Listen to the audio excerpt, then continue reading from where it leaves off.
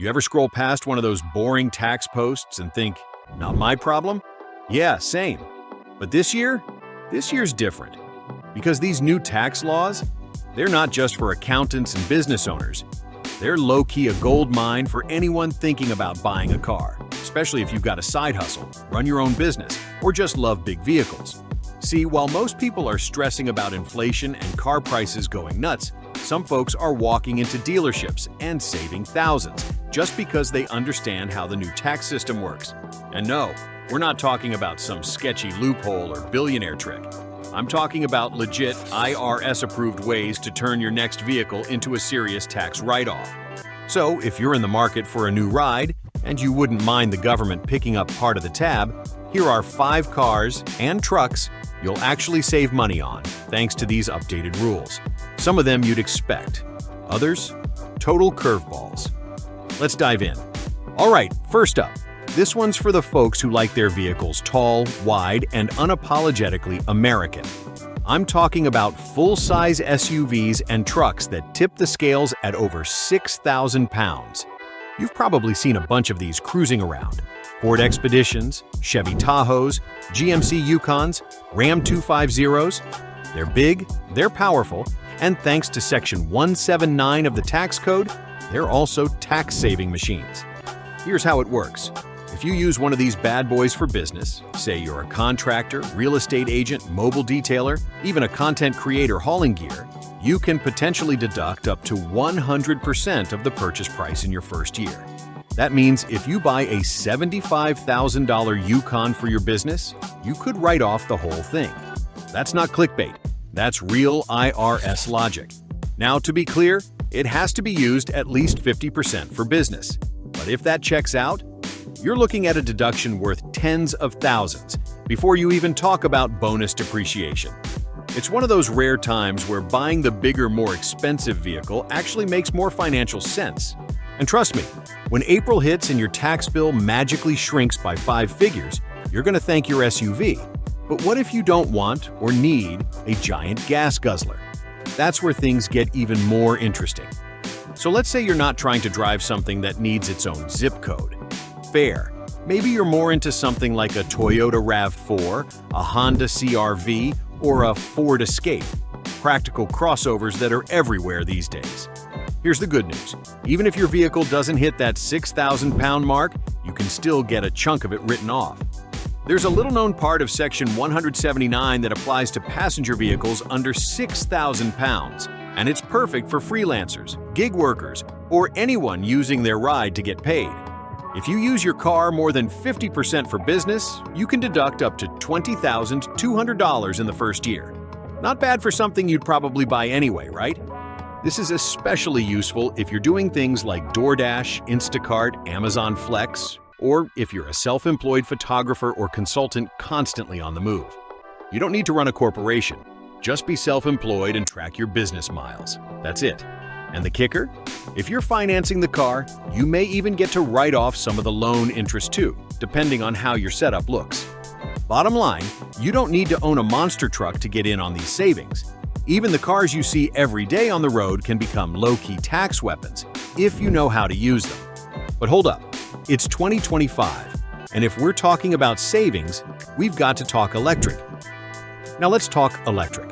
Because while most people are arguing about range or charging stations, the smart buyers, they're focused on the money. And right now, if you're picking up an American-assembled EV, you could be cashing in twice. Once from the federal government and once from the new GOP-backed tax shift that allows certain buyers to write off car loan interest. Let's break it down. Under the Inflation Reduction Act, if your new EV is assembled in North America and meets battery sourcing requirements, you could qualify for a $7,500 tax credit. That includes popular models like the Tesla Model 3 and Model Y, Ford Mustang Mach-E, and the Rivian R1T. Yep, that beast of a pickup. But here's where it gets even better. A newer proposal floating around and gaining traction would let buyers deduct interest on auto loans up to a certain amount, similar to how mortgage interest works. If that goes through and you're financing your EV, you're potentially saving hundreds more per year on top of the tax credit. That's real money back in your pocket.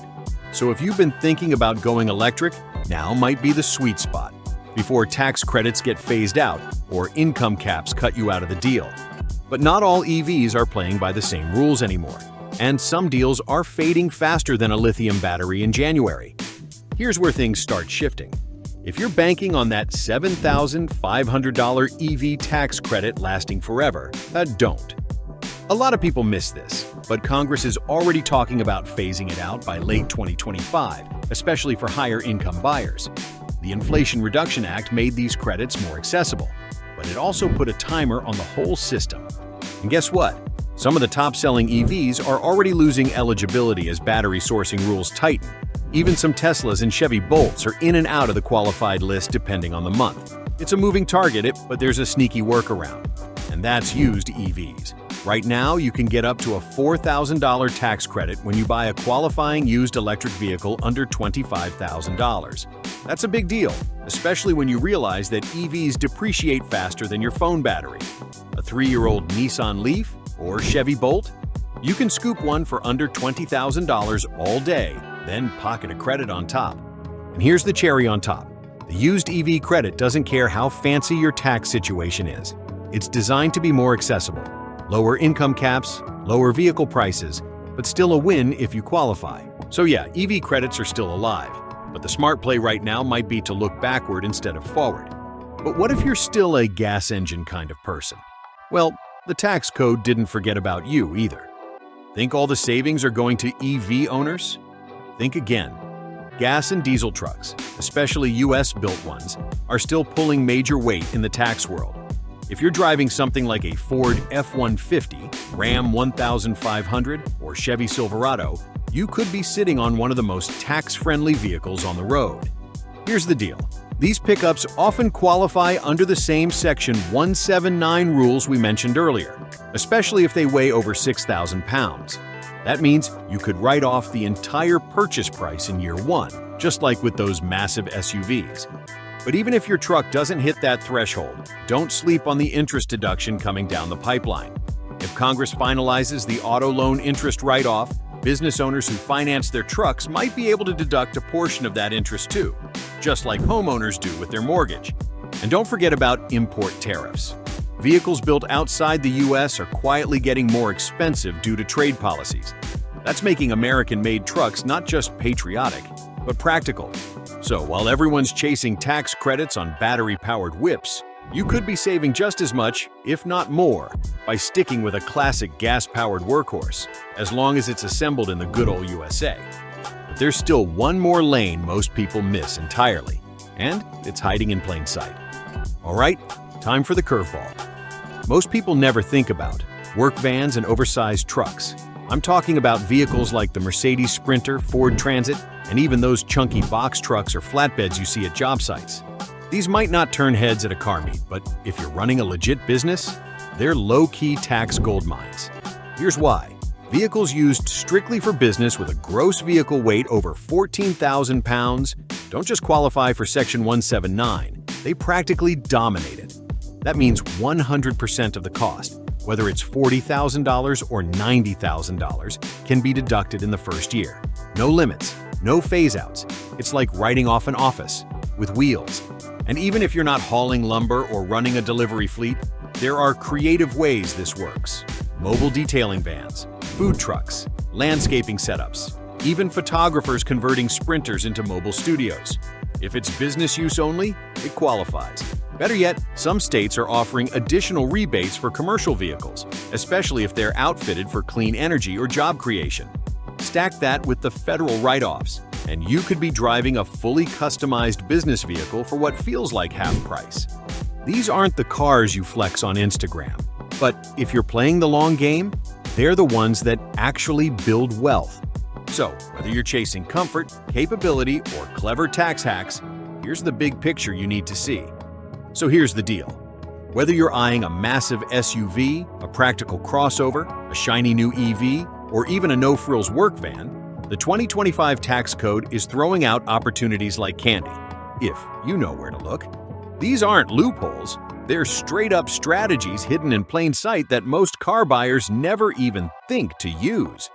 From Section 179 write-offs on trucks to surprise savings on used EVs and potential loan interest deductions, it's all about matching the right vehicle to your lifestyle or business needs. And in a market where prices are still wild and monthly payments are no joke, using the tax system to your advantage? That's just smart driving. So before you hit the dealership, run the numbers. Think about how you use your car. Because if you play it right, that next vehicle isn't just transportation, it's a financial decision with real returns. Got a car on your mind? Drop it in the comments. Let's talk strategy.